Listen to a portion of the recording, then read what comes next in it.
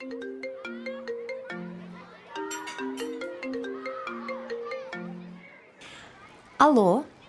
Сәлеметсіз бе? Сізді ұлттық банктың күмәнді транзакцияларды бақылау бөліміне мазалап тұрмыз. Сіздің шотыңыздан ірі көлемде ақша шешіп алу бойынша сұраныс тіркелді. Бұл сіз бе? жоқ. Бұл бір қате болған шығар. Шамасы, бұл алаяқтардың әрекеті болуы мүмкін. Біз қазір бұл сұранысты тоқтатып, олардың әрекеттерін бұғаттаймыз. Сізге қазір 1414 ресми нөмірінен рұқсат коды бар SMS келеді. Сол кодты маған айтып беріңіз, мен сіздің шотыңызды қорғаймын. Жақсы, 1 секунд.